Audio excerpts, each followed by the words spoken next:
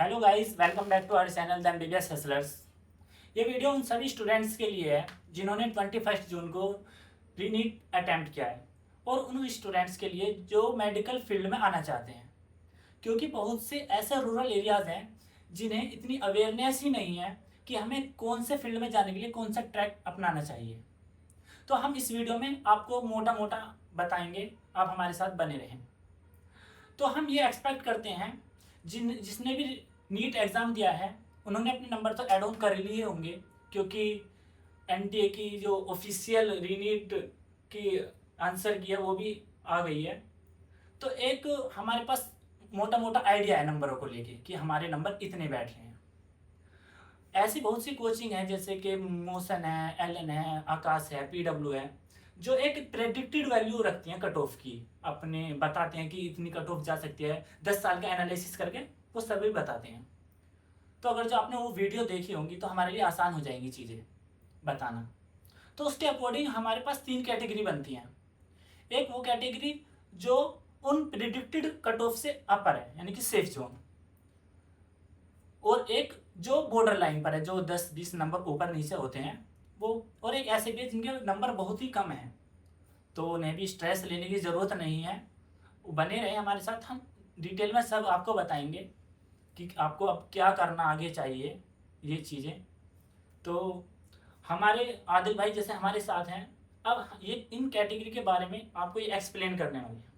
तो आदिल भाई, जैसे अभी आपको पता होगा कि बच्चों ने रीनीट एग्ज़ाम दिया है और वो इसको लेके बहुत ही स्ट्रेस हैं चीज़ों को लेकर कि क्या करना चाहिए, हमारी काउंसलिंग का प्रोसेस क्या रहना चाहिए, हमारे नंबर कम है तो उसमें क्या होना चाहिए, क्योंकि पता तो अभी किसी को कुछ नहीं है कि कितनी कट ऑफ जाएगी क्या नहीं जाएगी। बस एक हम अपने प्रिडिक्ट करते हैं ना चीज़ों को, वही वो रहता ही है मैक्सिमम। तो आप हमें इनके बारे में बताएं बच्चों को थोड़ा। हाँ तो दोस्तों, जैसे कि आपने कट ऑफ देख के अपना ये देख लिया हो कि अगर आप सेफ जोन में आ रहे हो कि बॉर्डर लाइन पे हो कि आपके नंबर कम रह गए, तो इसके अकॉर्डिंग आपको आगे की अपनी स्ट्रेटजी बनानी है। जैसे कि अगर आप इस सेफ जोन में आ रहे हो तो first of all congratulation to you and your family, your hard work paid off. आपकी मेहनत रंग लाई है और आपका कहीं मानो घूम के आने का तो आप घूम के आइए, लाइफ को फुल एंजॉय कीजिए, चिल कीजिए, क्योंकि आप फ्यूचर आप डॉक्टर बनने जा रहे हो और आगे की लाइफ में आपको और भी मेहनत करनी होगी। और इसके अलावा जैसे काउंसलिंग से रिलेटेड एडमिशन और इसके रिगार्डिंग अभी बहुत से टाइम है, इसके रिगार्डिंग आपके जो भी अपडेट्स होंगे वो हम अपने नेक्स्ट वीडियो में आपको बताएंगे।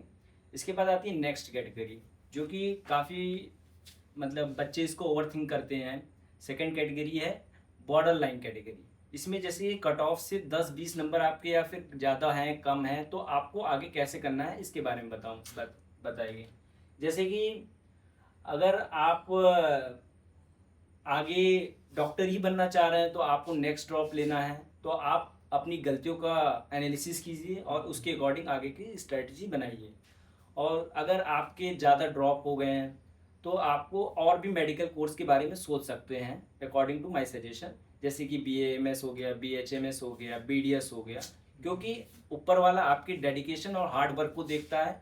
आप किसी भी फील्ड में मेहनत करोगे आप सक्सेसफुल होगे। बिल्कुल, बहुत अच्छी लाइन बोली कि बंदा जो ऊपर वाला जो है डेडिकेशन देखता है। क्योंकि क्या होता है, अगर जो हम मेहनत कर रहे हैं तो ऊपर वाला मेहनत किसी की रखता नहीं है। कहीं ना कहीं ज़रूरी नहीं है हमें सक्सेस इसी फील्ड में चाहिए, क्योंकि ऊपर वाले ने अगर जो मेहनत की है हमारे लिए कुछ और बेहतर होगा अगर जो यही नहीं मिला।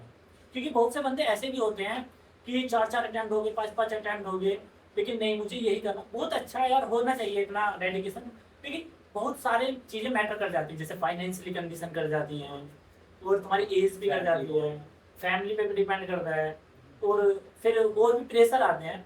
तो आप इनके बारे में थोड़ा बताइए कि बंदे को यही लगे रहना चाहिए या कुछ करना चाहिए।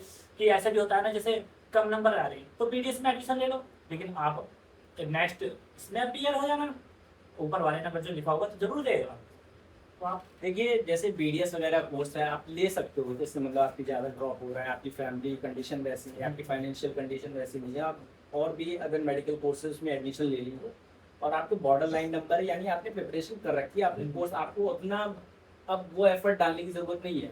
लेकिन आप अगर इसके साथ साथ आप उसको मैनेज कर सकते हो। अगर आप BDS या कोई भी कोर्स कर रहे हो, आप उसके साथ प्रिपरेशन कर रहे हो, तो आपको मे बी आपका नेक्स्ट ईयर हो जाए, क्योंकि कभी कभी होता है कि हमारा समय नहीं हो, हमारा समय वो मतलब वो समय हमारे लिए नहीं हो, हमारे उसकी जरूरत किसी और को ज्यादा हो, ऊपर वाला उसे ये भी हो सकता है। तो इसलिए कभी निराश नहीं होना चाहिए और आगे आप हार्ड वर्क करते रहिए, आप जरूर सक्सेसफुल। और जिसके नंबर इतने कम रह रहे हैं, जैसे फर्स्ट अटेम्प्ट में भी होता है कि जिसके बच्चे के नंबर 200-300 आ रहे हैं, जैसे वो, अब उसे कैसे अपनी प्रिपरेशन करनी चाहिए, उसे जीरो से स्टार्ट करना चाहिए, उसे किस किस चीज़ों का ध्यान रखना चाहिए, उसे आप बताएं। तो जैसे मतलब आप अपीयर कर रहे हो या आपका पहला ड्रॉप था, तो आपको तो पता चल ही गया होगा कि पढ़ाई कैसे। तो अगर आपको लगता है कि आप इतनी मेहनत कर पाओगे तो आपको मेहनत करनी चाहिए, और नहीं कर सकते तो आप अदर फील्ड में देख सकते हो, क्योंकि यही ज़रूरी नहीं है कि आप एमबीबीएस करोगे तभी सक्सेसफुल होगे। और भी कोर्स हैं जिसको आप करके सक्सेसफुल हो सकते हो।